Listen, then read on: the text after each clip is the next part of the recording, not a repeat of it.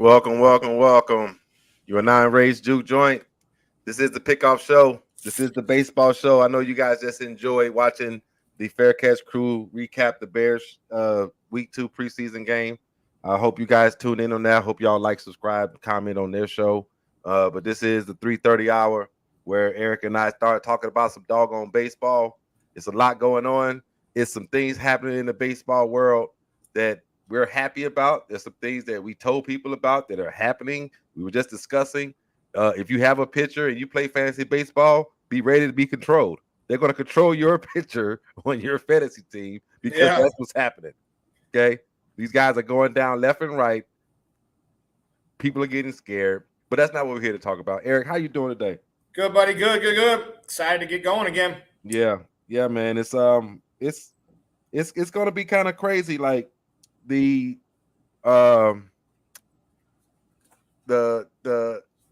playoffs are shaping up to be something different this year in the whole league. And then for me, the fact that we are on the complete opposite end of the spectrum is, right. It's Chicago with the team that we root for, right?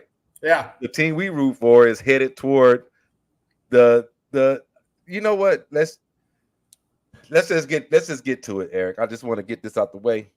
I don't even know how to even. I don't even know if I want to put this up there. What is it?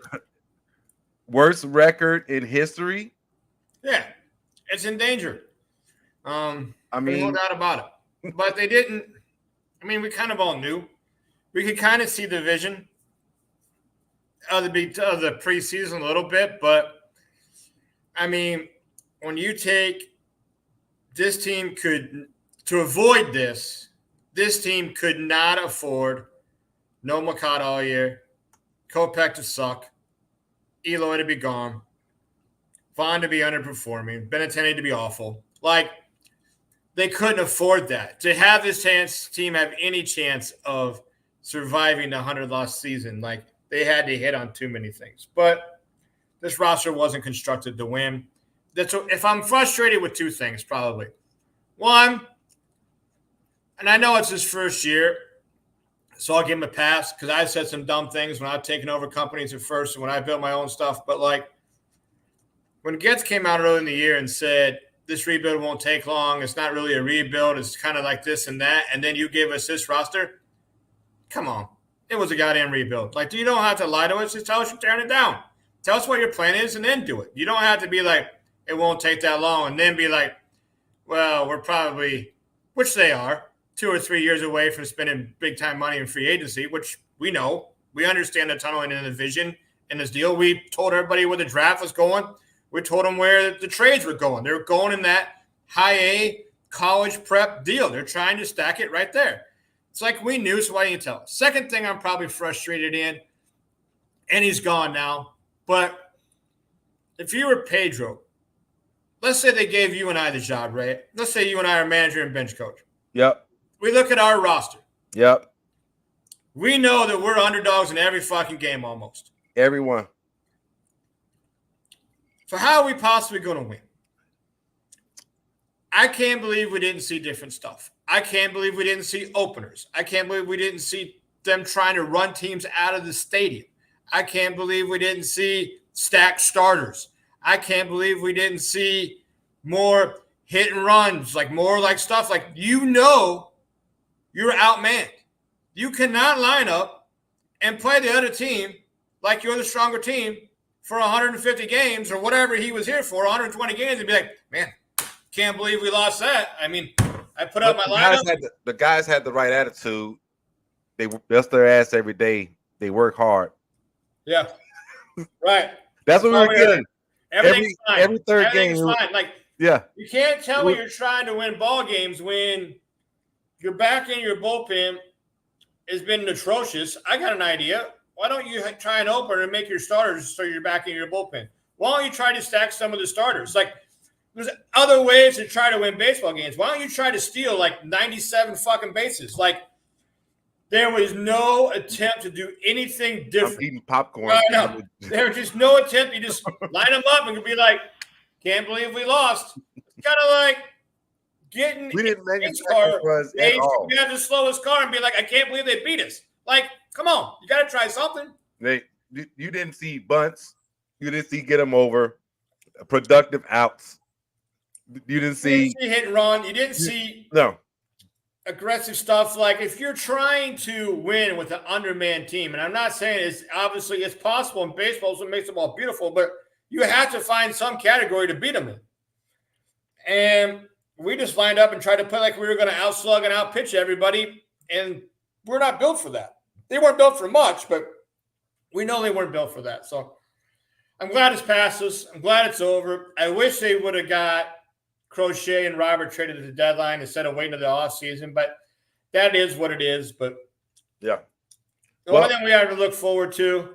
Well, we do have something to look forward to, and we're going to talk about it, Eric, because that's a good segue to the meat of the show today. Yeah. Because you and I have been talking about how we're going to fix this team. Well, the draft is over. We saw where they went with the draft. We told people college, AA guys. Yeah. Basically, right now, our number 1 pick, our number 5 pick, he's going to Winston-Salem. Like, so he's headed to the dash. Yeah. So, I mean, if you understand like what we were trying to say for the last couple of months with stacking and, for lack of better words, the classes that are being made. The layering that needs to be done. Yeah. The layering, the classes, however you want to call it. The guys who are going to graduate together, like we talked about, 3 or 4 guys moving all at the same time. They just did it. They just did it to make room in the dash. They moved some guys to they moved from Kannapolis. Yeah. They moved guys from Kannapolis to the dash. Yeah. Right. To make room for new cannonballers. They have to go down there. You know. So that's going to happen. So then you imagine them 3 being good in high A and moving to double, so on and so forth. Yep. You just saw it with Boston, who just moved their 4th guy. Oh yeah, they moved Christian Campbell to AAA. Christian Campbell, along with the big 3, and they went ahead and moved them up. Like, I thought it was interesting. The Casey Saki kid from Virginia, he was the only offensive hitter to skip cannonballs. They moved him right to Winston, so that's something to keep your eye on. That was pretty interesting. Yeah. So the segue is like we don't care about the MLB pipeline. Matter of fact, I disagree with it and have for a long time. Yeah, we don't agree with the MLB top 100. We definitely don't agree with the White Sox top 30 prospect list, which is the same thing. Comes off that MLB pipeline. Yep. Yeah, we don't here with me and Eric with the Pickoff show on Ray's Juke Joint. We don't subscribe to that shit. Like that shit is. You're gonna have to sell the marksmanship somewhere else. Like that's all it is click to my deal. Or we don't like getting paid from and like. Yeah. I mean, I don't think it's worth a damn to be honest with you. The Alaskan pipeline is greater than the MLB pipeline, according to Justin. Yeah. If anybody is still using that, especially in the fantasy world, please stop. Just stop. Yeah. So let's talk about it. So Eric, we had a conversation. We wanted to. So what we're going to do, people? Eric and I had a conversation. We wanted to make our own White Sox top 10 prospects, and we had some criteria. But what was crazy was I made my own list. Eric made his own list.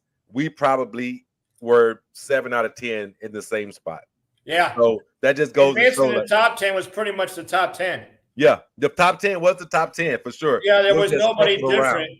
Yeah, we just shuffled it around. But then we had our conversation, came to a middle ground, and they said, okay, this is who we see as the top 10 for the White Sox. This is the Juke Joint top 10, and this, as far as I'm concerned, this is gospel. This is what you should pay attention to. And there are rhymes and reason behind it. And the reason and rhymes you need to know are the same people that told you the guy that's going to be first on this list should have been first on this list 2 years ago when we told you so. Yeah. And so then on top of that, we also talked about impact upon arrival. How does that change his ranking? Yeah. We also talk about does he have that quality to take us to the top as far as superstar status?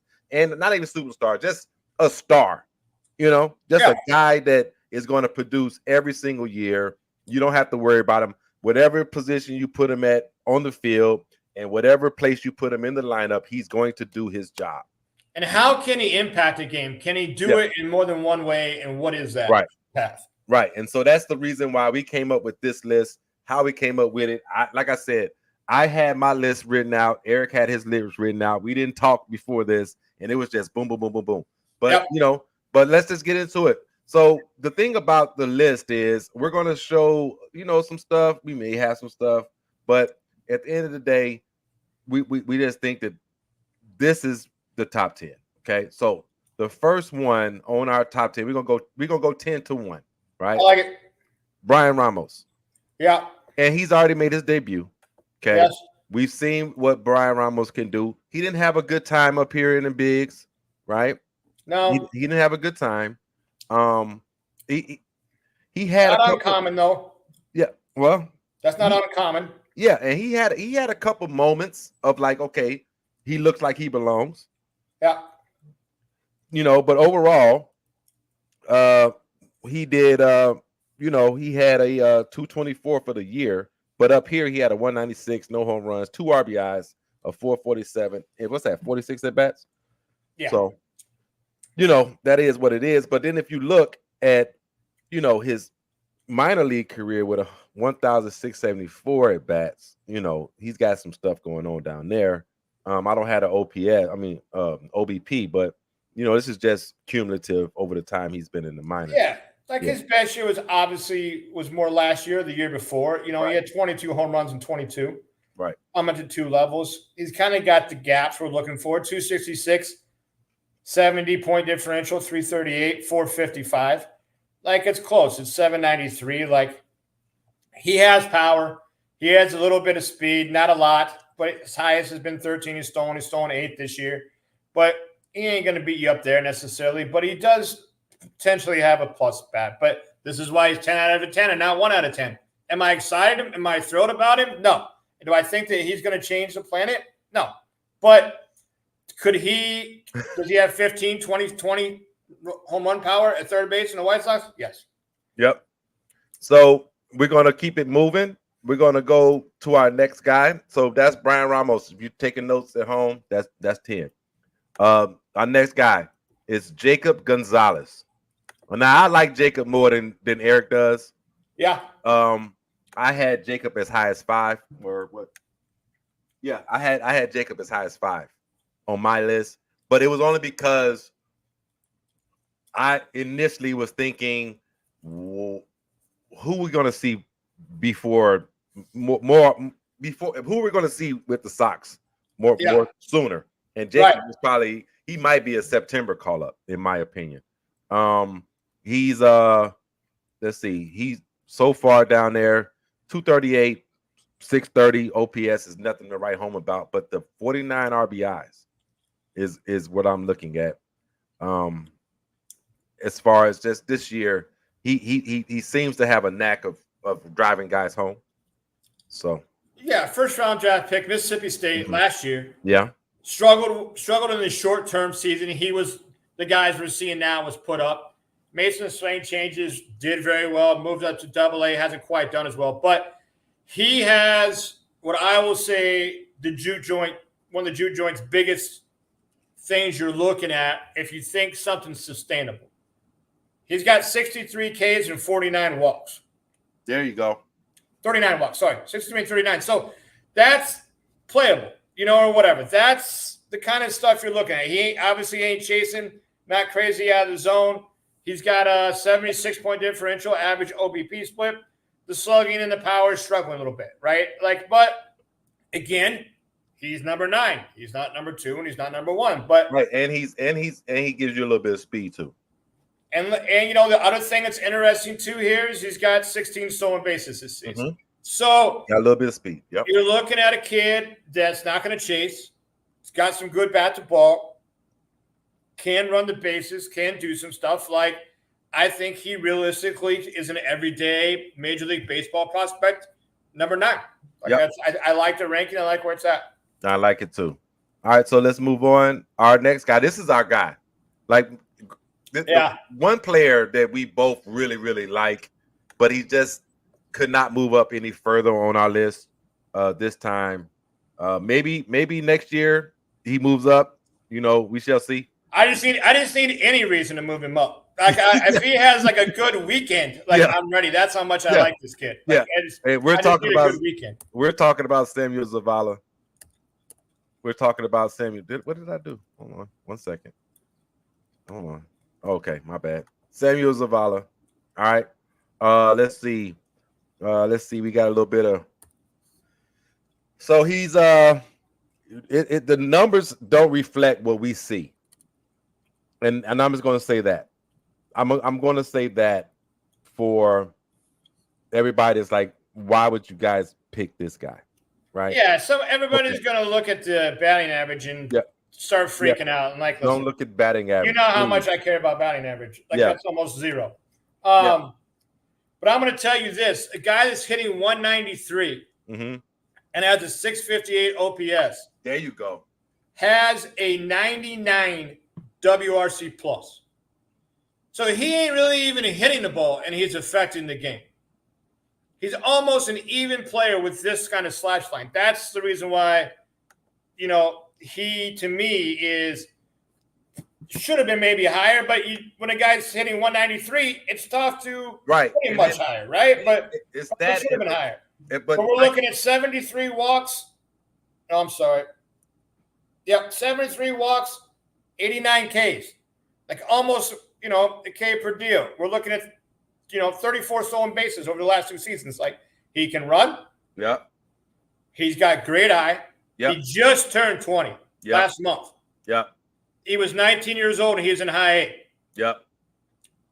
So people are joining his league that are 22, 23 come out of college right now. Yep. And only one White Sox guy got there. So he's playing up on his age graph. Yep. You know what I mean? Like, he's probably – I can pull it up on Baseball Reference. Here I will, but I bet but I don't think people understand that. Like, he's like a -3 or 4, I'll guarantee you, age-wise, already for, like, the level that he's playing at. To me, this guy is a guy, if you are a White Sox fan, this is a guy that you should be excited about.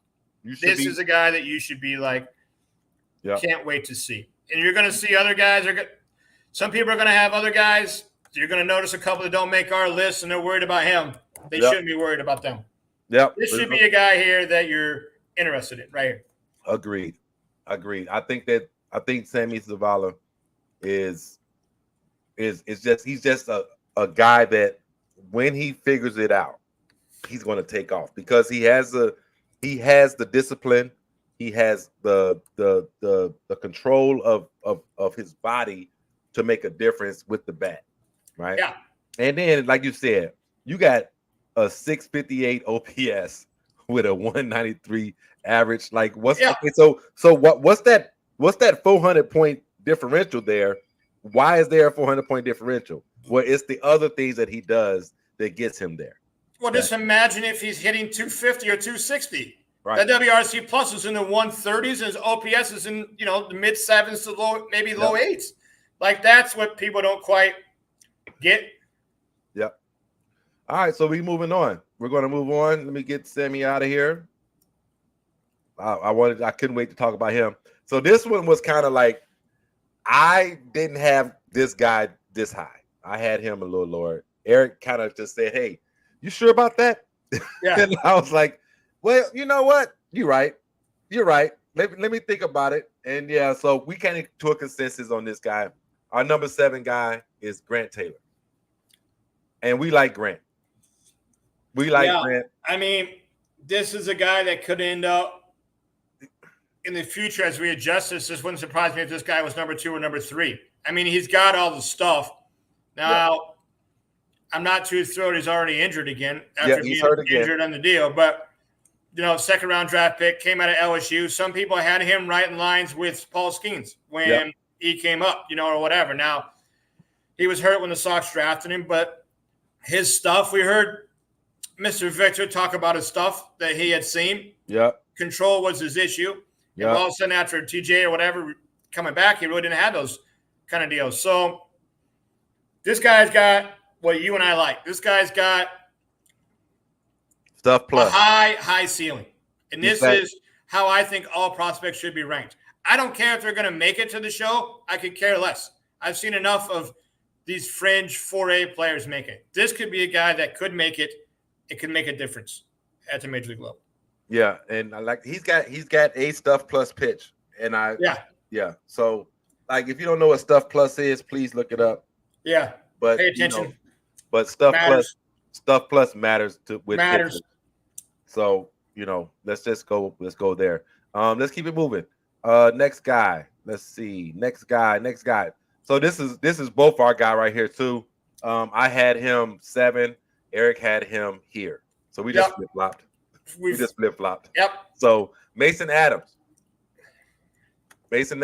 So Mason is now pitching. I want to say he's in Charlotte. He's in Charlotte. He's in Charlotte. He's in Charlotte now. Yeah. He's only been there for one game, I think, though. But yeah. Right. Yeah, I think he pitched. Has he even pitched a game, or it just happened? One game, one started. He only pitched 3 innings, but okay. So right now, we're looking at a guy with a 2.96 ERA, a 1.16 WHIP in 40. Okay, wait a minute. Let's go. Just go this year, because we're not going to do the career stats. But that's a pretty good number for career-wise. Well, I mean, yeah, you're looking at number. 101 Ks and 103 innings. Yeah. You're looking at only 19 walks. That's the ratio we want. That's what we want.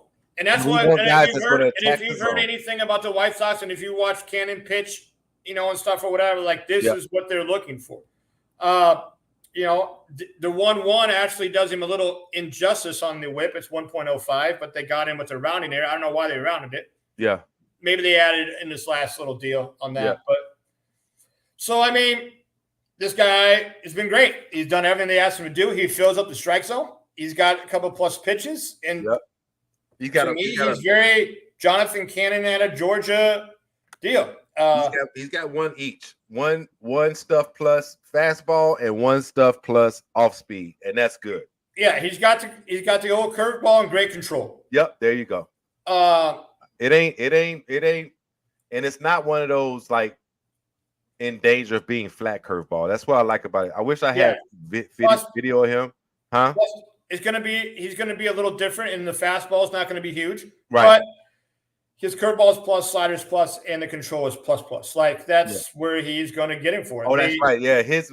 I'm getting it mixed up. Yeah, his was slider and curveball stuff. Yeah.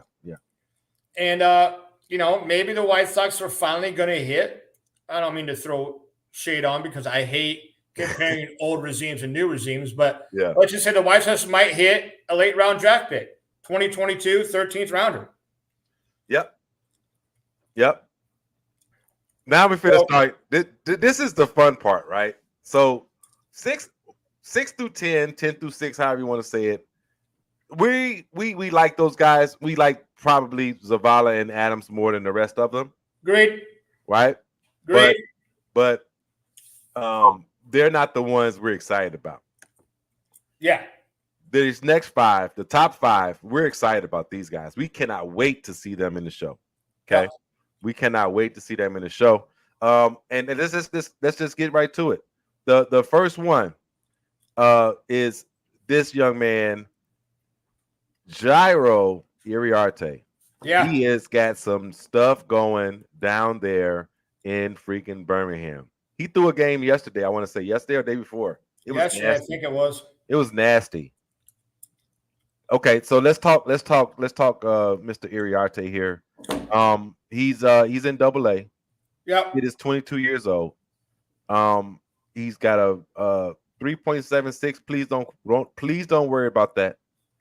Please don't worry about the 1.25 whip. What you need to look at is, once again, Eric, it's our thing. Strikeouts, walks. Yeah. And he does struggle a little bit more with control. like 110 Ks and 115 innings, right? Like that's Yep. great. Mhm. Love it, almost K per inning. But difference where Mason Adam had 19 walks, he's got 50. Yeah. But his stuff is just better than Mason's. It plays Yes. higher than Mason's. So like, why is he rated higher than Mason if some of the stuff's different? It was like off of the ceiling and off the potential. If this guy can figure out a little more, which he has lately, but if he figures out a little bit more control, this is a guy that could dominate and have a good pro career, major league career. Yeah, he's on the smaller side. He's got a smaller frame, 6'2". What's that say? I can't even see it. 6'2" something. Yeah, 6'2", 160. Mine 6'2", says on my 160. side. I don't know. Yeah, 6'2", 160. So that means that he's got a slighter frame than the other pitchers on this list, but he's just nasty. Like if you watch him right here, it's just like it says it right on the scouting grade. It's if you go like plus fastball, plus slider, plus changeup, right, negative control. Like the whole question is, what's the Sox in the deal? Which if there's one thing that the Sox have done decent amount of is being able to develop some of the pitching. So if we can find his zone here, yeah, he's got 3 pitches that play all day. Yep. All right, so that's number 5, Jairo Iriarte. We can't wait to see you, young man. Can't wait. Now, this is the one. Now, Eric had him. Eric, did you have him 3? No, I had him 3.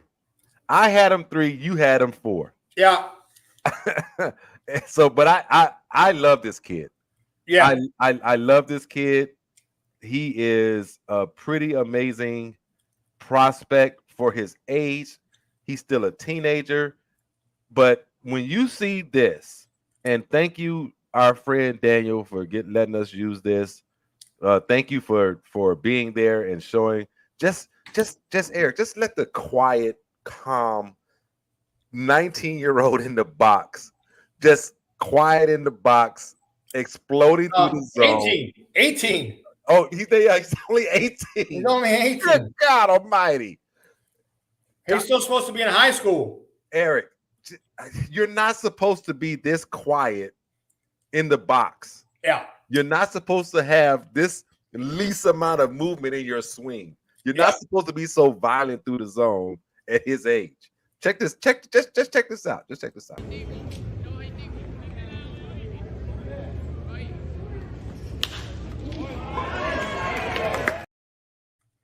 I mean, that's lefty too. Lefty, and that's what I reached out to Dan. Was like, yo, lefty. He was like, yeah. Dan was this. I had a conversation with him before we got on, and we were just talking. He's just saying so much good stuff about him. He said he talked to him for 15 minutes yesterday. He's one of the youngest guys in A-ball to ever hit 117 exit velo.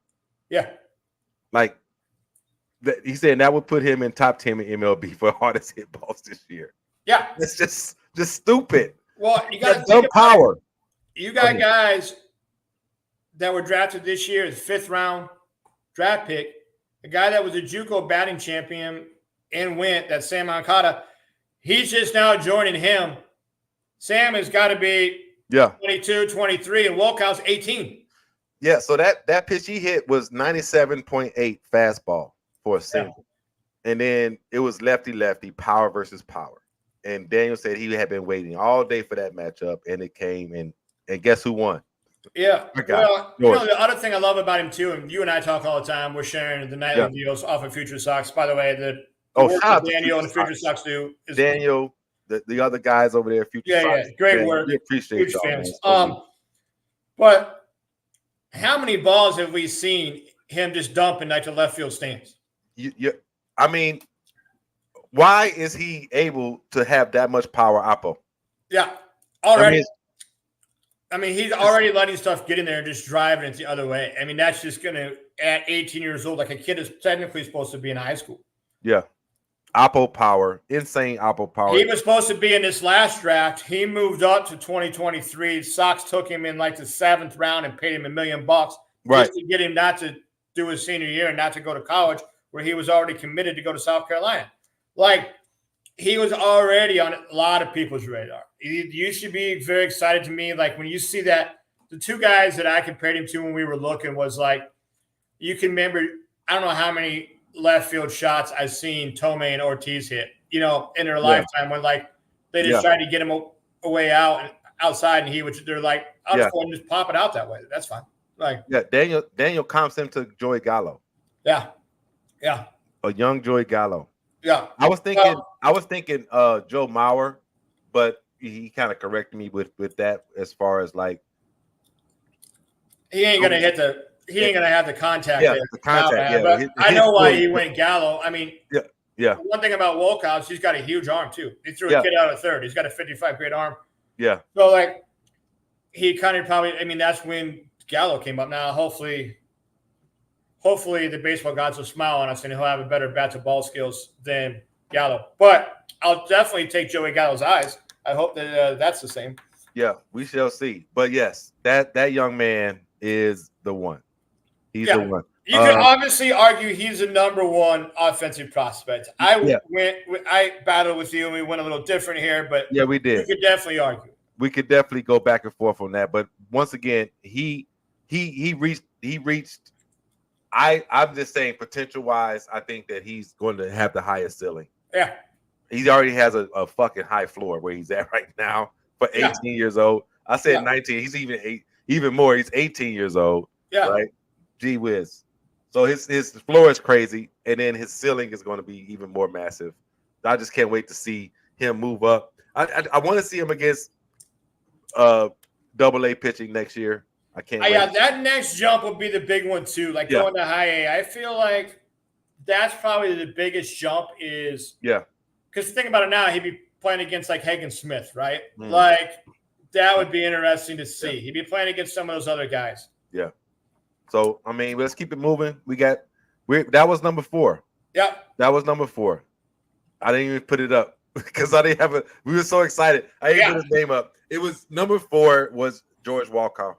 Yep. Let's just give him a round of applause as being a young man. The White Sox paid the young man $1 million just so he wouldn't go to college, just so he could come in and get this started. Had him, over slot, all that good stuff. Everything you want. You just follow the tea leaves, people. There's a reason why they did what they did, and there's reasons why they drafted and they paid people in slot values where they did pay them. Yeah. Like, I'll give you a big example. A lot of people are saying Tim Uckles should be a pro. No. Bad news. He's never going to be a pro. And, like, he was paid $30,000 in a slot that was supposed to be, like, $250,000 to save money to buy this kid. Like, you just have to be able to see what the thought processes were. All right, so let's move on. Eric, here we go. Number 3. Now, this is a guy I like so very much because he's of the thing I still love about the game and guys who can do it. Yeah. Me and nephew Justin, we had to have the same kind of thing where we love switch hitters, and this guy's a switch hitter, and we're power from both sides. Yeah, I know you guys. You guys still like that stuff. Caleb likes that stuff too, and I'm like, I love it. I don't even pay attention if they. I know you don't. I know you don't. But I love it. I love a guy, especially at his position. Yeah, that can fucking switch hit.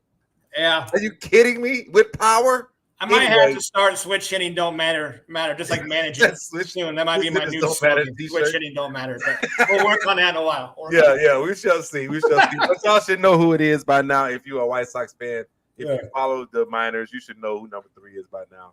It's Edgar Cuero, and he is just he's this. He is this. He is this all day. Time on the Knights ground crew. Here's a fly ball deep left. That's got a chance. It is gone. That's a home run for Caro. And now it's a just easy power. Do you realize we got him and Kyle Busch for 3 months of Lucas Giolito and Lopez? Bush looked pretty good the other day in the starting deal too.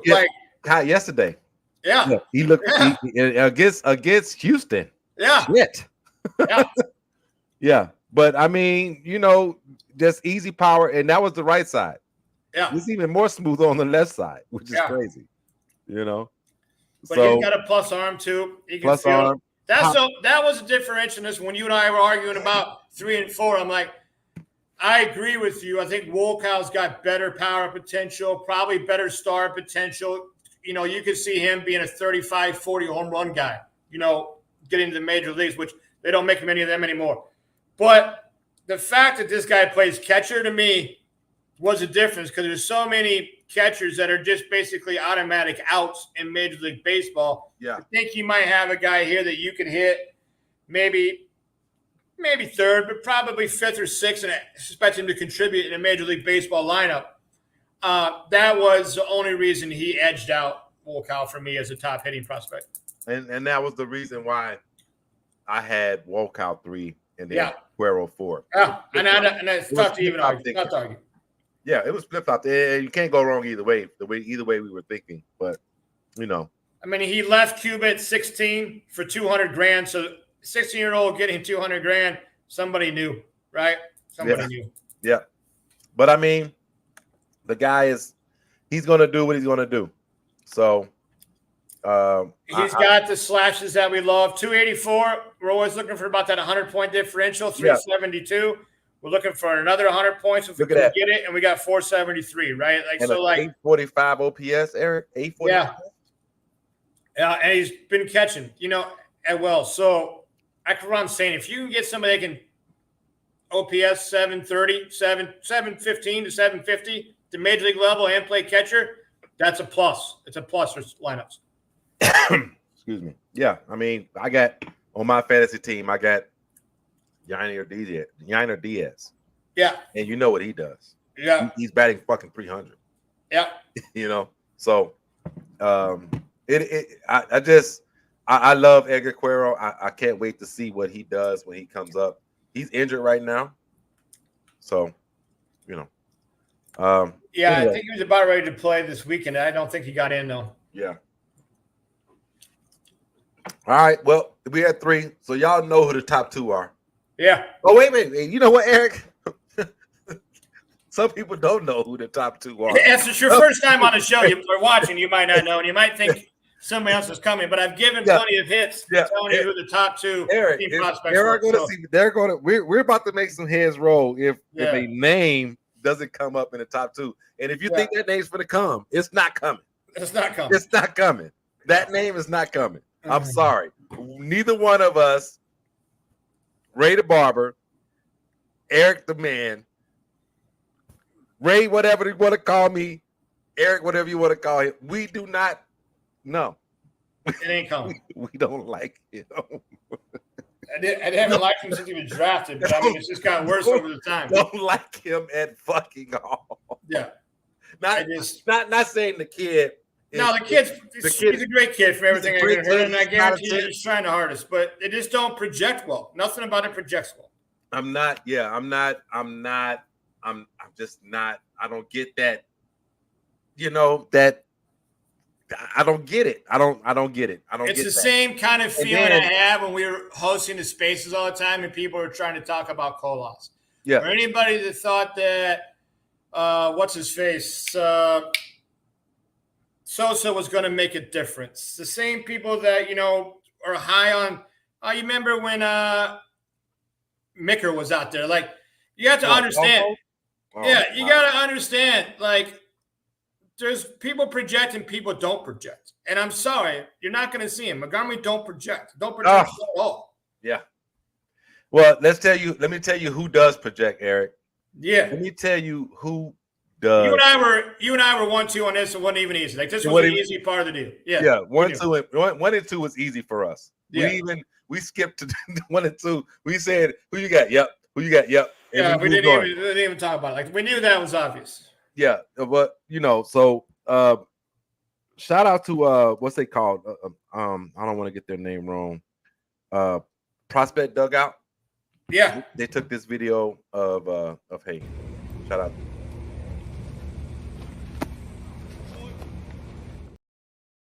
Shot, buddy. No shot.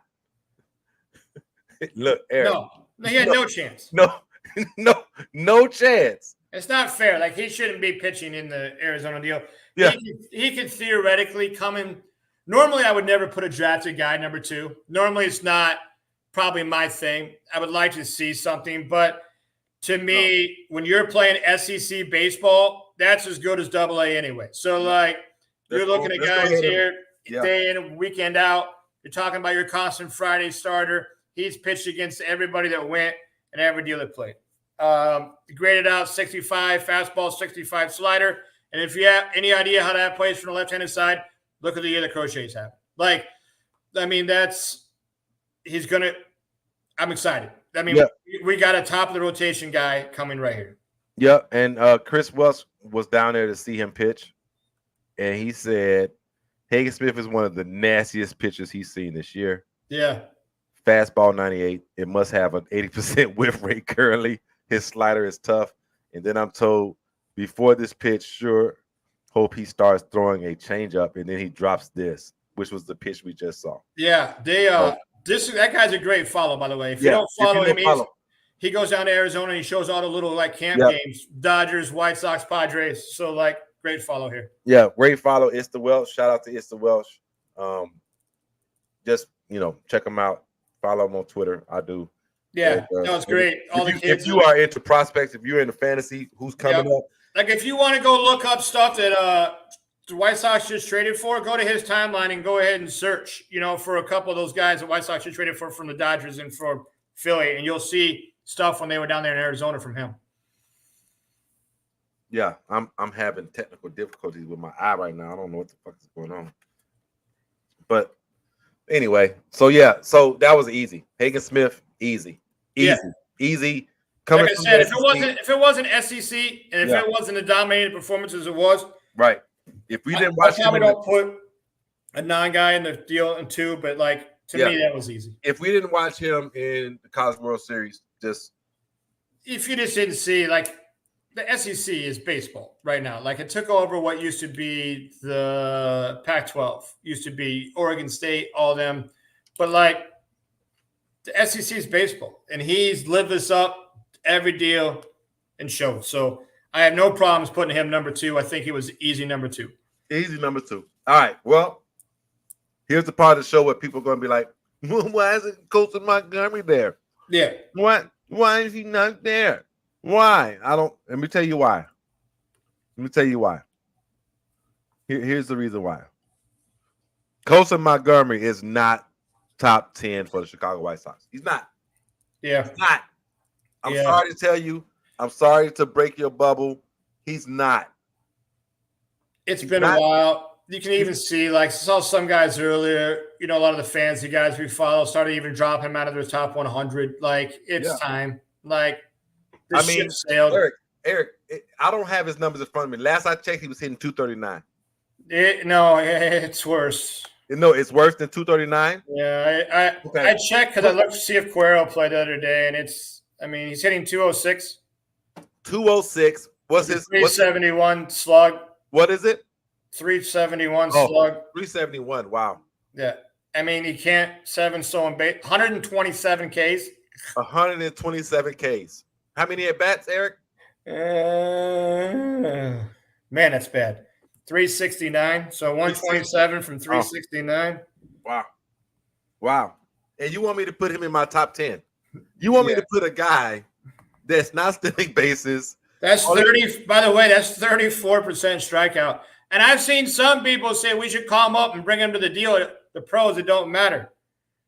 Like, it does matter. If you're striking out at a 34% rate in AAA, what do you think is going to happen at the big league level? 48%. And we've already shown his stats of what happens when you move up. He's in no way can move up. Well, yeah, remember we showed that, and I don't think people understood the graphs. It's a literal, like, it's going to happen. No, all the best players are in AA, and no, you can't go from AA to the pros very well, and no, AAA to minor to the deal. If you can't hit AAA, you can't hit Major League. Like, it's pretty easy. And my biggest, and there's so many concerns. Like, I don't think he's a shortstop. He's got as many errors as he does home runs. I don't think he ain't going to beat you on a base pass. Like, it's just like, I don't I don't get the projection. I've never got the projection. I didn't understand the day one, the projection. I didn't understand the pick, to be 100% honest with you. I know he played 3 or 4 sports and he was close to home. Maybe they thought him focusing on baseball, he could make a big jump, but I just never thought the raw tools were there. Well, they got it right with a homegrown talent in Wokow. Let's just go with that. Yeah, we'll leave it at that. And they got it right again with the number 1 pick. How about that? I mean, with the number 1 guy on our list. They got it right with this guy. They got it right with Noah freaking Schultz. Yeah. Homegrown, right around the corner. He's not from Chicago, but, he's Chicago area ilk or whatever. And let's just check out some nastiness from this kid. Another month from now, and it'll change. A 1-2 pitch is swung out and missed. There's that wipeout slider that Schultz has. Runner goes, the 2-2 pitch. Called strike 3, went with a breaking ball that time, the slider. So you had a swing and a miss here, leads to a strikeout. Needs to come in nice and straight. A 1-2 pitch called strike 3, outside corner. Good start for Schultz. Kicks, delivers, swing and a miss. That wipeout slider, nasty. 5 strikeouts. My favorite one was the last one. You see, the catcher was surprised he caught it. He was like, "Whoa, what happened?" But he got it. Yeah, Eric. I mean, it's a slider. Anytime a lefty, I just love it when a lefty throws to a righty, and the slider is so devastating. They swing. And the ball ends up behind them. Or almost hits him, or does hit him. Or almost hits him or hit him. It's just, that's the most devastating pitch. It's and he does it on a regular. Right. He does it on a regular, people. What you just saw is every freaking time he's out there. They gave his slider a 70 grade, and they just don't throw around 70 grades. They just don't. They almost are hesitant to throw it. But his slider had a 70 grade coming out. And you and I had Daniel on the show, I don't know, a year and a half ago. Yeah. Said we thought he was the number 1 prospect then. We took some backlash because of the other guy we just mentioned. Yeah. Daniel said he wouldn't disagree because he's been a big Noah guy since day 1. Yep. I saw that everybody finally caught up, and I think about every publication now has Noah the number 1 White Sox prospect. So congratulations on catching up to everyone and finally paying attention. A year and a half ago, we told everybody. Yeah. Noah Schultz is a nasty, nasty lefty. Well, what I love, and it's kind of what we're talking about, so he's in AA now. Yep. Hagen Smith's ready for AA, right? Yep. So you can already kind of see the vision. Next year, they're both probably going to be in AAA. Yep. I would guess right about this time next year because they would be able to maintain their rookie eligibility at this point. They'll probably come up Chicago, maybe even do a little bullpen or do a little from the starts and go from there. Yep. And then 2026, they're ready to, take over. Get in the rotation. 1-2. Yeah. 1-2 easy. Yeah. Can you imagine what my vision is? My vision is, and if it was me, if I'm throwing one of them then I'm going to make them deal with Drew Thorpe from the right-handed slow-ass side. Then I'm going to come up with another one on the third day. In the same series, that's how I want to set it up. If I got to play and then probably Cannon right behind that or Iriarte. Yeah. That's how I want to see it set up. Well, Grant Taylor, I know we had him at 7, but he has got stuff like these guys have. He's got a chance, but I'm just super nervous. Already been injured again, hurt once. Maybe you could say I have PTSD from all the White Sox players always getting hurt, but go ahead and prove to me you can put together more innings than 7 before you get hurt next time, and maybe you can move up some. But that's it. That's our top 10. Top 10. Once again, recap. Our top 10. Number 10, Brian Ramos. Number 9, Jacob Gonzalez. Number 8, Samuel Zavala. Number 7, Grant Taylor. Number 6, Mason Adams. Number 5, Jairo Iriarte. Number 4, Big George Wilkow. Or some people are trying to give him the moniker King George. I don't do that, people. There's only one king in baseball. That's King Tuck. So let's just leave it at that. Let's just leave it at that. It's only one king in baseball, King Tuck. Yeah. Yep. So Edgar Cuero is our number 3, Hagen Smith number 2, and Noah Schultz number 1.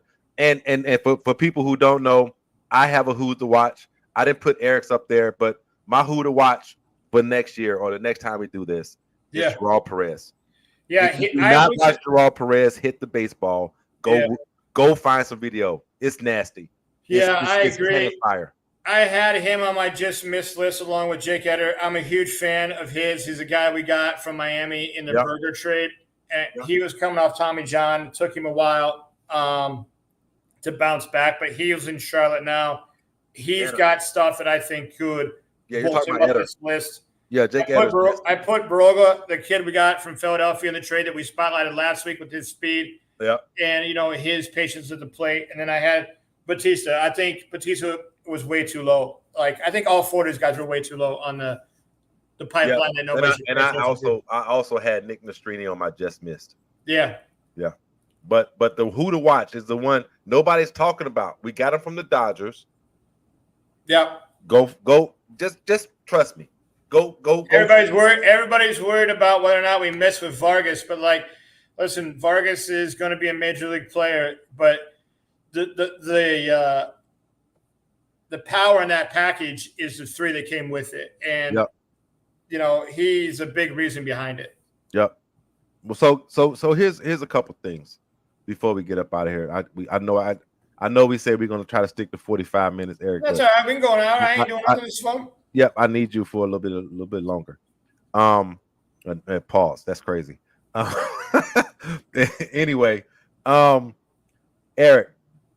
So I came across a tweet. I'm not a fan of this organization, even though I love a couple players on this organizational team. But there was you know how everybody we're a fan of the White Sox. We have our page. It follows the White Sox. Yeah.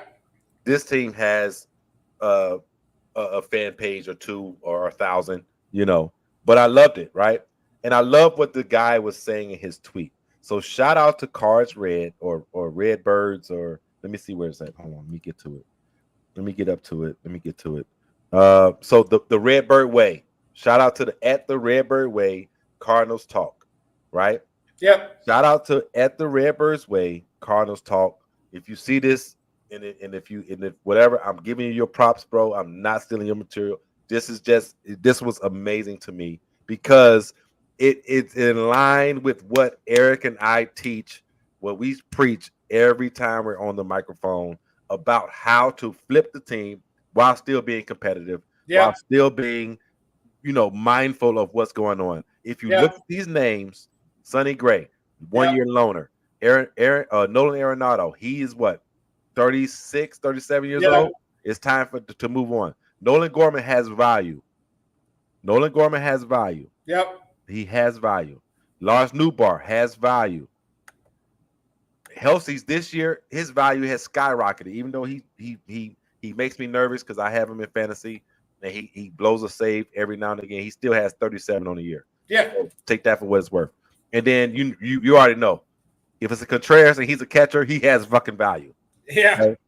So you're looking at guys here that this is perfect because these are, when you're a contender, a lot of times you're looking for one piece, and it might be maybe it's a catcher, maybe it's a bullpen guy, maybe it's a starting pitcher. You need somebody to eat innings. Like all these guys kind of check those boxes while holding on to the youth and continue to grow. Yep. So he went on to say that he would like to keep Walker, Scott, Wynn, Herrera, right? Yeah. Hold on. That lineup's probably a little off, but there it is. I get what he's saying, right? I mean, I get where it's going. I love his idea. Yeah. So the lineup is Wynn, Burley. Wynn is my guy. I love Wynn. Burleson's my guy. Burley's your guy. Baker, if you don't know who that is, please go look it up. Walker, he's coming back. He hasn't really shown that he's back, but he started to hit, later on. Herrera's been pretty good at catcher already. Herrera's been a great catcher, right? JJ, they got in the draft. Yep. Thomas Sagasi will finally have a way to get to the league. Yeah. He would finally have a way to get up. Ziani, I don't know about in left. I don't know. Right. I like him in center. Victor Scott in center right now is still not as good as Siani, in my opinion, but they keep running him out there, so you shall see. But Siani in center this year has saved them in a lot of games. So that's just me. But at the end of the day, this is my question. And history has shown that what they do in St. Louis is the way winning organizations in MLB, how they do. So Yeah. what do well-run MLB organizations do right? Yeah. Because they've been kicking the Cubs ass for years, and I love it. But go ahead. You just said it, and it's not going to be signed free agency. So all the pretend GMs that are out there trying to be like, sign this guy, sign this guy, sign this guy, no real organization beats them in free agency. You even go look at Braves, Dodgers, anybody you consider a successful organization. Now, take out Ohtani because he's a unicorn and you get marketing money for him and different deal. But normally they don't play much in a free agency deal. Like, which guys are you keeping? And they're constantly flipping and they're changing. It is the Cardinal way. And I think they're in danger of having their first ever in like 50-some years of having back-to-back under 500 seasons. Like, they have understood it for a long time. So I'm hoping we see some of that. Like, I would love if the White Sox could get something for Montgomery, for example, this offseason. Right. If there's somebody out there that still believes that, like, a couple changes here and there, give him a fresh start, get him out of his organization, maybe he still pipes off. Like, I tried to trade him when I was trying to trade Cesar Mercado 2 years ago, and think of all the value we could have had right now. We would have been rich in value, but yeah, Montgomery, whatever. Like, another guy you're not going to see that I just don't get why people are high on him. Brooks Baldwin, pass. Like, pass. He just does check mark stuff. Yeah, Does he hustle? Yes. Yeah, it's great. And is he a good kid? I'm sure. And can he play 1,000 positions? Sure. But he also chases out of his mind and doesn't have much power. Like, I'm just not interested. Nope. So I mean, that's why I brought up the Cardinals. I've always thought that the Cardinals were a real well-run organization. Yeah. And they always seem to be in contention. They're never going to be in they're never going to be in the running for worst record in history. No, and I'll tell you what happened was a lot of people stole the Cardinal. Somebody right in their division, they got sick of getting piss pounded by them. The Brewers did. Yeah. The Brewers are a very well-run organization. If you don't know about the Brewers Farm Club, and I don't care what anybody else says, I don't even know where they have them ranked. And if they don't have them ranked in the top 10, they're morons. Like, but they probably they put out a new farm ranking like 2 days ago. I don't remember. I saw, and just to show you how little people know, I went as far as to say I've seen the White Sox 11th and the White Sox 3rd. Yeah, like on the 5 major ones. I've seen that too. They had Baseball America, they had Fangraphs, they had MLB Pipeline, they had a couple other ones, but like it was anywhere from like 3 to 11. But like the Brewers are stacked and fantasy value stacked.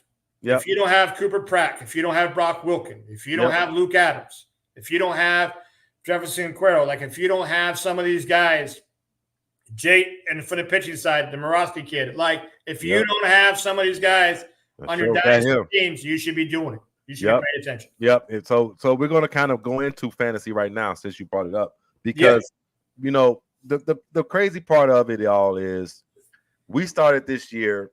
And I told people last year that I will never, ever come in last again. I'm going to do the work. I'm going to fucking research. I'm going to I'm too competitive to come in last at anything. I'll just put it this way, and this is where I give you credit. And I'm going to give Dan some credit too, because I feel like Dan's kind of had the same revelation you did, but a year later. Yep. He was a little cloudy because I think he made the playoffs last year, or he was right on the cusp. Yeah, I think he did make the playoffs. I think he made it last year, so he's still but it's hard, and I give you credit for this because I've had to do it in my professional career. Yeah. When you think you know something, and you think that you believe in what you know, and then you do it, and then you get smacked around in it, you're like, shit, I didn't know half of what I thought I knew. Like, I got to, go out and understand what I didn't know and start filling in the gaps. And that's credit. A lot of people won't do it. They'll keep doing the same shit over and over again and being like, I know. I got bad news for you. You don't know. Yep. So I can't do that anymore. So I went out and I learned. But guess what, Eric? Guess what I learned? I learned how that you and I are 1-2 I mean, in the standings right now. We talked about it in the group today. If we should probably even bring it up, but I mean, I'm going to bring it up. This is gloat time for us. We We're really 1-2 with 3 weeks probably left. should change the name of the league to the Juke Joint League and not really the Scumbag League. Yeah, Considering well, like, scumbags are part of the juke joint, so it is what it is. But Eric, we're 1-2 with 3 weeks left. Yeah, and this is the reason why I brought it up. We play each other this week. Yeah, we play each other this week. 1 and 2 are going to go battle this week. I forget who Caleb playing this week. I don't even know. But at the end of the day, I'm trying to hold on to this number 2 spot, and I think I will. Because I got a pretty favorable schedule coming up the next couple weeks after this one. But I saw that. I was kind of looking ahead. I saw So 1 and 2 are playing each other. Caleb's got Dre. Dre's actually decent for never paying attention. Right, and now that's the thing. If he plays, Dre will not be numbered. I said this. I've said it a number of times. He would not be where he's at in the league. Yeah, he would not be if he's actually got a pretty different. He's actually got a pretty decent team if you consider next year getting Strider and he just got Cole back. Yeah, but I mean, even his hitters are decent. But at the end of the day, Eric, I just wanted to just show everybody that right now, 3 weeks left. E-Class, Eric, Matrix Survivors, me. I'm just glad we don't have to listen anymore about like, hey, I wonder if it should work the outside of the plate and guys should take balls the other way. And you can really tell what batting average is and all that shit. All that shit we've been telling you guys for 4 years, it don't matter. Don't matter. It don't, especially in fantasy. Like what I learned was you have to be multifaceted from the top of your lineup to the end of your lineup. You have to have guys that if you're playing fantasy baseball and you don't do this, listen to what I'm telling you. I did not understand this last year. Yeah. If he does not check, if he goes to the batter's box and he does not check 7 to 8 boxes, he's not a good player for you in fantasy. No. You have to find guys that do multiple things. He walks. He steals bases. He hits the ball. He may have don't really strike out. He doesn't really strike out. Like you have to do that. 100%. Then you also too like biggest mistakes people make in Dynasty World anyway. It's like they're so focused on trying to win a category or two this week along the year, and they miss people like Mason Wynn. Yep. Alec Bertelson. Yep. Speaking of Alec Bertelson, who was your other big pickup you had? Michael Tolia. Oh yeah, they miss guys that have just like been sitting there. Hunter Brown, that fucking Caleb picked up. Yeah. You know what I mean? Like. He's a damn stud. Like, and they're out there worried about streaming 42-year-old fucking starting pitchers. Like, stop it. Like, pay attention. Oh, man. So Daniel just told me, he said, don't sleep. He told us, don't sleep on Sean Burke. Yeah, I was a big Burke fan out of Maryland, third-round pick. Because I watched him pitch against Iowa. Yeah. Again, it's just a guy that hasn't been able to stay healthy. I know he's got a big-time curveball. Yeah, and so, he said, I like him, and he's in an interesting part too, where like I can see him getting called up to probably shove some innings here towards the end of the year. And he said he's at 64 Ks and 50 innings in Charlotte with only 35 hits allowed. So Daniel, we see you, we hear you, brother. Sean Burke, we've talked about him before. Yeah, we've talked about him. Him and I have DM'd a little bit. I was trying to help him with his golf game. Well, he used to be Taylor's roommate. Right. Yeah. So I know some stuff. So of course I root from Sean. I mean, I'm 100%. I don't disagree. Yeah. I wish him health. I wish him health. I do too. Yeah, but we're not gonna sleep on Sean Burke. We're not. We're not gonna sleep on Sean Burke. No, we're not gonna do that. Shout out to Daniel Victor. If you don't follow him, at Slydano 70. Yeah, I was a little envious. You see what he got last night? Yeah, he got a George Walkout. Yeah, like all-star like bat or whatever. It was a signed bat for his collection. He's got a collection down there. It's crazy. Yeah. I can't remember. What did you say that how we were doing in the fantasy league? Oh, we're 1 and 2. Oh, I almost forgot. We're 1 and 2. And this is the problem. I don't want to see this guy. I don't. As he did there, that ball's jarred deep to right field, way back there and gone. He was loaded up for it, and he doused it. I'm muted. Probably one benefit you're going to have this week though is I pretty much with 3 weeks left have the 1 or the 2 spot locked up. Yeah. So like I'm picking up some guys that I'm thinking about how I want my playoff roster to look 2 or 3 weeks down the road. Yeah. And stuff or whatever. Like I got the kid from Baltimore. I picked up Eduardo from the Diamondbacks, who is just now starting to come back from his injury. Yep. I'm thinking maybe in 2 or 3 weeks he might be ready. I picked up Drew Rasmussen, the pitcher for the Tampa Bay. Like he ain't gonna hurt you this week, but I'm hoping if we face each other in the playoffs, they might be able to hurt you. So like I'm kind of managing down the road from here a little bit. So, but I dropped one rookie for my guy. I picked my guy back up, Gavin Stone. Yeah. So I said, no, I can't trust David Festa. Yeah, and it's so funny you dropped him. I was like, oh man, who did he pick up? I was like, I was thinking about doing Stone too. Like I was. Yeah. The problem is that like Stone, the problem is that Festa is going to have an innings limit. He's never going to go more than 5, and he's not. But one of you guys that are in last, not making the playoffs, if you don't go pick him up, you don't know what the fuck you're doing. He should be on a roster. He should not be. This is what you should be scooping. The number 2 guy dropping a prospect pitcher. You should listen. If I drop anybody off my team, there's 7 people or 8 people that say, just go pick him up. Don't even ask what he did. Right. He's better than somebody on your team. What did I tell you when we first got on here? I said, you know I'm going to go get him, right?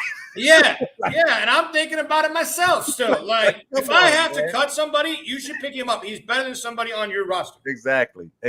But guess what, Eric? Even though I got to show you something. Go ahead. Because I know this is one of your guys. Go ahead. I just got him back today from PSA. Check this out. Oh shit! Hold on, let me open this up. Can you see it? Who is that? Oh snap! Oh, that's my boy. That's my young bull. What's he? 17, 18 now? Yeah. He Gonzalez. Oh yeah. See, back. They both 9. They both 10 out of 10s. I got 2 of them back today. Oh wow. If y'all didn't know, that's Eric's new venture. I got another one at home, but I wanted to show you. Eric's new venture is cards. And if you don't know, baseball cards are making a comeback. Oh man. And you know what? There's a lot you can make money in the prospecting. Yep. So if you got a guy now that people don't know and you're buying them up, like I'll give you an example. I have a whole bunch of autographed Noah Schultz at home. Oh wow. But I got it on the dirt sheet. Wow. But like when he's ready to come up, make a big deal. I'll tell you how sick it is, Ray. A friend of mine made 6 figures, made 100,000 plus on Jeremy Pena for the Astros. Get out. No. When he won Rookie of the Year? He just went and bought everything when he was a kid. When he was drafted, bought them all up, $10, $15, $20 a crack, and then sold them all off when he made Rookie of the Year. Wow. Like there's big money to be made. Big money. I'm trying to turn my nerdism of baseball into cash flow revenue. Two types of revenue for sure. Yeah. But Eric, guess what? I got to deal with Burley. Oh yeah, here you go. Here's one more. Just for you. I know he's on your squad as well. It better not be who I think it is. Hold on. Oh, that's Max. That's my boy. Hey, let me tell you something. He has been hitting his ass off in Double-A. Yeah. He's been hitting his ass off. I cannot wait until he comes up. Oh my God. So I just got my order back from PSA Granny. Oh man, Max Clark.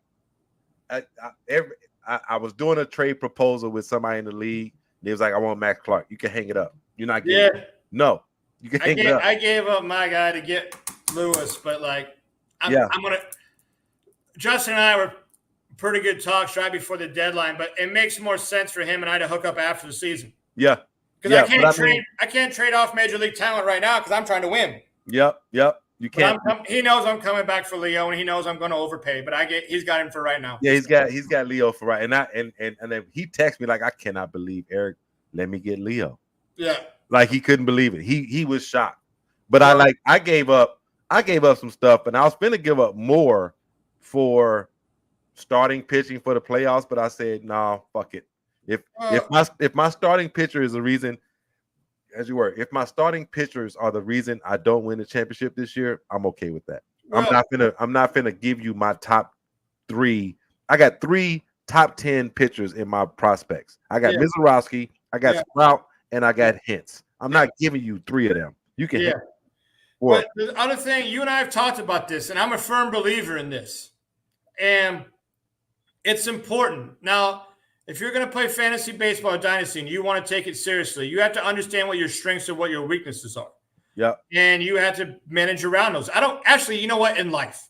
Yep. I got bad news for you. Nobody's good at everything in life. Everybody's got things they're not good at. Yep. The deal. So you have to learn what your strengths are. Yep. I didn't want to give up Lee. I didn't want, of course I know don't. you didn't. Of course I want to try to go get him back. But I also know that I have the ability to replace him.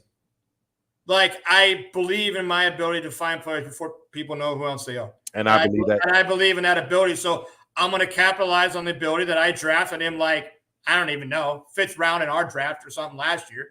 And now I got an elite third baseman for him, and I'll go try to do the same. I'm going to hit the streets and try to find somebody nobody's heard of and pick him up. That's one thing you've kind of like pushed into my brain, that like stop caring about. You can't hug them. You can't hug your players. Can't. And so I gave up some guys. But at the end of the day, I find guys before other people do, just like you say you do. I do. And I you find know guys, you're gonna. So once you find them, it's okay to give them up and go find another one. Just replace them. Yep. Like, I mean, like, I love Michael Tolia, and I think people still don't understand who he is. But okay, fuck it. I'm gonna hold on to him next year when he hits 35, 40 bombs. Then everybody will be like, "Ooh, can I get Michael Tolia?" I wish I could have had him. No, right? I wish I would have had him. No, you can't. And because he started the year trying to figure it all out. Yeah, he's on a fucking 14-game hit streak with like 8 home runs. He's fucking nasty. I mean, you got to realize the minor league draft. Yeah. In our deal, probably made your team. You did. Because you were able to get Yamamoto because of Max picks and everything he gave you, and on your pick and all that stuff. You got Yamamoto. You got James. And you got. I gave up Yama for Carroll. You got Carroll. You got picked up James Wood, who is just absolutely already tearing the league apart. Before we go on James Wood, you have to deal with him, and I want to show you what you got to deal with, because this was the first time this happened, Eric. You know how excited I was to see this. Yeah. Oh, high in the air to deep right field. This ball is a no-doubter. Off the facing of the second deck. James Wood, a monster shot. And the Nats lead 6-4. So what do you see there? But what's the first thing you probably noticed there? I know you noticed. The count, right? Yeah. It was 3-2 count. 3-1. 3-1 count. So, there's a great interview. The kid from Future Sox, Evan, had it with Wilkow, and you and I watched it. He was talking about earning his counts and earning his fastballs. Yep. And that's an evolution that players eventually get themselves into. Well, he was finally in a 3-1 count. He had earned his fastball. He was setting fastball, and he just turned. Eric, we have been talking for weeks. Why is he just – when is he going to pull? I text you that morning, and I said I feel it in my bones, because I thought it was going to be off of Taijuan Walker. I really thought it was, because what he was doing, he was timing that changeup up, but he just kept going on top of it, and he just could not get under it, right? But that time, that guy came inside. Was that Alvarado? Yeah, he came inside and got his shit demolished. But poolside James Wood is just what people have been waiting on. If he can learn to do what he just did, yes, earn his fastballs, set fastballs, only hit fastballs, it's beyond dangerous. He's going to steal 30 bags, maybe 2. It's crazy. Yep. The fact that you traded and got 19 picks and still got him, it's just the league needs to do better. Because I traded my first round pick in the draft for multiple minor league picks, to which I have multiple players that are still on my team that I absolutely love. Aiden Miller, right? Max Clark, James Wood, and I flipped Yamamoto with a couple other guys for Corbin Carroll. So, but I'm telling you, the reason you started seeing, and this is why, again, if you're against us, fine. If you don't believe us, fine. You didn't last time, you won't now. But another just red flag. And I brought it up last show on Montgomery is go watch. You'll see no opposite field homers. You'll see no opposite field doubles. You'll see nothing down the line. Nothing. It's all pull side. Everything is dead pull and K. The reason why you're seeing James Wood right there finally pulling on one is he was trying to cut down on his strike rate. He struck out 173 times in 2023. Like, that's a lot. And that kind of turned me a little bit off of him when we were talking about in the draft, because I'm not huge on the K rate, but you could tell he had made mass adjustments there and letting the ball get a little deeper and just being able to take it the other way. Like, he's trying to limit the Ks. But that's now the that reason why he's comfortable limiting the Ks, if he starts hunting these pitches and starts turning on them, oh boy. Yeah, but that's the thing. That's the reason why he should be in the home run derby next year. I want to see him. Let's make it fun again. Because I don't need to see Punch and Judy's out there.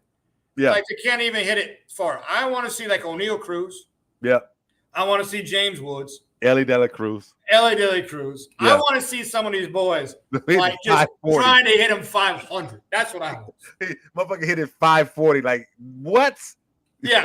Some crazy like, shit like whatever you got to pay to get Judge back in. Like, it's a bad feeling. It's going to turn into like the dunk contest where people don't do it. Yeah. I've never understood the baseball side of it. I get it a little bit because going out there and trying to train and swing for dead power, maybe it screws up your swing. Yeah. I've never understood why people didn't put a dunk contest. What, dunking like hurt you? Like you afraid you're gonna twist an ankle? Like, but like you and I are roughly the same age. I mean, it used to be much watched with Jordan and Wilkins and them boys. Yep, for sure. Then it all went to shit. It all went to shit. It ended with the last. What's my man for used to play for Golden State? Anyway, that was the last one. I was like, okay, that's the end of the dunk contest right there. Yeah. But yeah, so we're playing each other. 1 and 2 in the Scumbag League is playing each other. Yeah. Shout out to the guys in the Yahoo League. I can't stand y'all for messing everything up. Yeah, we don't even care. Not really. I mean, I put our lineups in, but I haven't picked up a player, done much there. We haven't done anything in the last month, really. Like, we stacked for next year, and then they decided we're redrafting. But I am interested in redrafting that league. That's now. Do we keep our draft picks? No. Exactly. So it's like I want to redraft. I want to redraft. Yeah, we got hosts. I think, you know, I'm not even gonna say it on the air. I'm not. Yeah. But you know what I'm. You know what I want. Yeah, I know what you're gonna say. Yeah, we're a threat. I'll say that we are a fucking threat. Yeah, and this will be good. These are seasoned players. These are guys that have been around a long time. These are guys that do fantasy stuff, writing articles and stuff. So I'm excited for the challenge of the draft next year. And it'll be the only one. It's a keeper league, so it'll be a little different. Then we'll do the national, which will be great. So we'll have 2 drafts next year. Yep. So I can't wait. But shout out to everybody that tuned in to watch us talk baseball, talk fantasy baseball. Make sure if you did not catch our top 10, go back. Watch our top 10. We'll post it too. We're going to post our top 10. And it's going to adjust. We ain't married to it. Like, it's going to adjust. Yeah, we're definitely going to post our White Sox top 10 prospects. And if you disagree with us, please hit us up. You know, send us give me your top 10. We'll compare them in 2 years, see how we did. Yep. Give us your top 10. You know, put it in the comment section. You know, do it, send it in the tweet, whatever. It doesn't matter. Anything we can talk about that's positive on the White Sox baseball, let's talk about it. Yeah, that's the only positive we got. That's the only positive we got, Eric. Yeah. This is the pipeline. Yeah. I mean, I can't even stand some of the shows. I don't want to get into it. Yeah, but our farm is the spot where we at. And it's going to help dictate the offseason direction, right? You're going to see them trade the 2 big guys. You're going to see them probably stack right more in that same area. So, that's where we're headed. But I'm excited to watch these guys close up the farm season because it's coming down to the end of the wire here. I think the only guy. I want to see Higgins. I want to see his first debut in high. Yeah, I mean that's going to be unfair. But yeah, I'm ready to see it. I want to see it. I want to see it. I can't wait to see it. It's just going to be fun ride the rest of the way. What's up, Duke? I see you there. I see you popped in here. Shout out to Duke. He's in our league. He's failing. He's failing Flailing is the word I'm trying to say. Yeah. He's flailing. Better hold on. Flailing. Gotta hold on, dude. Luckily, there ain't much pressure from the back. There's our league for the first year. I can't believe the separation. They're just some bad teams. Yeah, I thought it was going to be a lot more competitive. I thought it was. I just can't believe for the first year. This is like the 5th year of Dynasty where you start seeing separation, and somehow in our league it's the first year. They're just some bad teams. Yeah, it's some teams that need to make some adjustments. And I shout out to Dan. You brought him up. He figured it out. He had to make some moves. At least he's got a vision. At least he has a move. At least he's trying. Some moves I don't agree with. But hey. But it's his team. But he's trying. Yeah. At the end of the day, no matter. We're first and second. Everybody just got to catch up. They got to try to catch up. They got to catch up. Yeah. So if you're not watching the Juke Joint and wanted some fantasy pointers, please tell your friends, tell everybody. We talk fantasy and we try to give pointers on how to make your team better. And right now you better start paying attention. Some of your starting pitchers aren't going to be starting pitchers. That's what I try to tell them. We started the show with that. I've been telling them since the deadline. If you there's have new closers out there, there's new hold guys. Yeah. If you have starting pitchers out there that are in year 2, year 1, or whatever, they're going to get controlled. Especially if they're in a non-competitive team. They're already talking Screwball shutting him down, right? It's going to happen everywhere. Yep. So it's going to happen everywhere. If they're not in the pennant race, just be prepared to I'll give you another example, like Blake Snell. He's going to shut himself down. Yep. And why wouldn't he? Hey, I was thinking about that because I was like, shit, I got to play Matt. Okay, so Blake Snell, boom, boom, boom. Oh no, I'm good. Yeah, why wouldn't he? He's on an opt-out contract. Yep. He's proved enough now to get a multi-year deal. You think he's going to go out there and risk getting hurt for the Giants in the last few weeks? He ain't going to do it. No, and then Snell is one, and then Sale if they don't make the playoffs in Atlanta. He's already probably pitched more than they were talking about putting him in the bullpen preseason. Yeah, so he's already pitched more than they wanted to, but they have no choice because everybody got hurt. He would have been in the bullpen already. Yep, Strider's hurt. Raylo just came back. They lost whatever. They got Swellenbach, who is my guy. He's there. They lost 3 or 4. Freed was hurt for a while. They lost a ton of pitchers. Their whole team's hurt. I saw today they have 24 WAR from last season on the deal. That's insane. Oh, on the IL. Yeah, they have 24 WAR on the IL right now from last year. That's insane.